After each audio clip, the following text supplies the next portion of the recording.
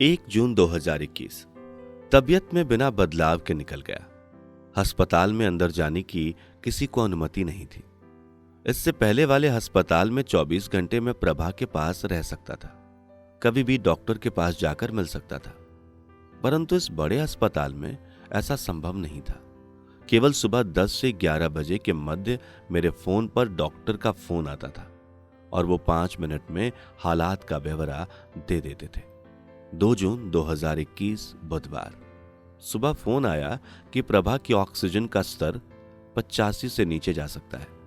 ऐसा होता है तो मानक प्रक्रिया के अनुसार प्रभा को वेंटिलेटर पर ले जाना पड़ेगा। आपकी स्वीकृति चाहिए, डॉक्टर ने कहा। मेरा चेहरा सफेद हो गया था। मैंने डॉक्टर से पूछा, क्या मेरे पास कोई और विकल्प है? नहीं, डॉक्टर ने कहा। ठीक है डॉक्टर, आप मरीज की बेहतरी के लिए जो कर सकते हैं सब कीजिए। मेरी आवाज लड़खड़ा रही थी। मैं अब तेजी से टूटने लगा। प्रभा की जिंदगी रेत की तरह मेरी मुट्ठी से फिसलती जा रही थी। मैं इसे जितना ध्यान से संभालने की कोशिश कर रहा था, वो उतनी तेजी से मेरी मुट्ठी से बाहर निकल रही थी। रो पड़ा। प्रभा को खो देने का ख्याल मेरे लिए मरने जैसा था। मेरी जिंदगी में प्रभा के बिना कोई प्राण नहीं थे। मेरे जीवन की सारी खुशियां प्रभा के साथ ही थी। अब तक मां ने कई ज्योतिषों से संपर्क कर लिया था। हमारे परिवार के ही संस्कृत के आचार्य थे, जिनका गांव में एक ज्योतिषों का मित्र समूह था। उन्होंने बताया कि 9 जून 2021 बुधवार अत्यंत भारी है प्रभा पर, मारक योग है। मुझे कई बार मां ज्योतिषों के पास लेकर गई थी। वो अत्यंत धार्मिक थी और इस पर पूरा विश्वास करती थी। मेरे पास विश्वास करने के लिए आंकड़े काफी कम थे। मेरा जितने भी 10-12 ज्योतिषों से वास्ता पड़ा था जीवन में, किसी से कुछ भी ठोस निकल कर नहीं आया था। हाँ, बड़े बड़े ज्योतिषों के किस्से खूब सुने थे। मैं ये मानता था कि हम सब उसी पंचतत्व से बने हैं, जिससे हमारे सौर मंडल के ग्रह बने हैं। कॉस्मोलॉजी में भी 9 ग्रह हैं और ज्योतिष शास्त्र में भी 9 ग्रह हैं। तो ये ग्रह क्योंकि एक ही तरह के पदार्थ से बने हैं जो हमारे शरीर में भी विद्यमान है, इसलिए हम पर इनका थोड़ा बहुत प्रभाव पड़ सकता है। परंतु मैं ये नहीं मानता था कि ग्रह शांति जैसी वस्तुओं से इन ग्रहों को या भगवान को हम पर दया करने के लिए और जान बख्श देने के लिए मनाया जा सकता है। ग्रह और रचयिता बहुत बड़ी चीज है। हमें तो अभी पृथ्वी पर आए जुम्मा 4 दिन ही हुए हैं और हमें लगता है कि सृष्टिकर्ता के लिए हमसे महत्वपूर्ण कोई प्राणी नहीं है। उसका एक बड़ा समय हमें नियंत्रित या संयोजित करने में ही जाता है। इंसान को कितना घमंड था अपने होने पर यह विशेष स्थिति थी। मेरी मान्यताएं महत्व नहीं रखती थी। प्रभा के जीवन की रक्षा के लिए यदि मुझे हिमालय की चोटी पर चढ़ने के लिए कहा जाता तो मैं भागकर चढ़ाई शुरू कर देता। मैंने अपनी सभी मान्यताएं उतारकर एक तरफ रख दी।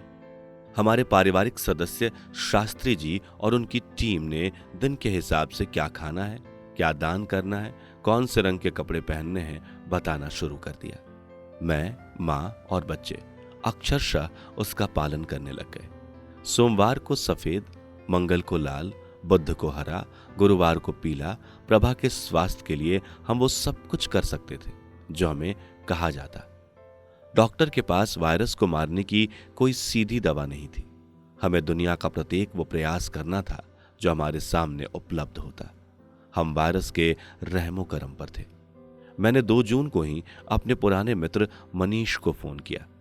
उसने दिल्ली विश्वविद्यालय से कुछ साल पहले ज्योतिषाचार्य की डिग्री ली थी।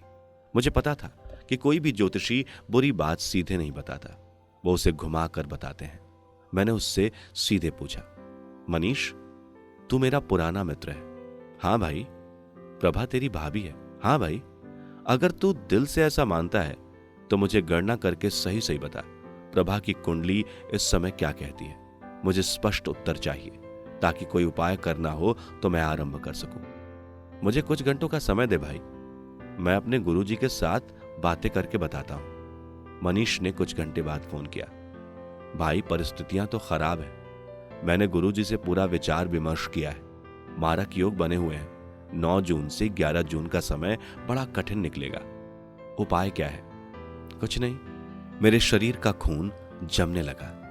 थोड़ी देर की चुप्पी के बाद मनीष बोला, भाई, अगर परिवार के लोग महामृत्युंजय के मंत्र का जाप करें तो शायद भगवान प्रसन्न हो सकते हैं। ऐसा ही उपाय हमारे पारिवारिक सदस्य शास्त्री जी ने भी बताया था।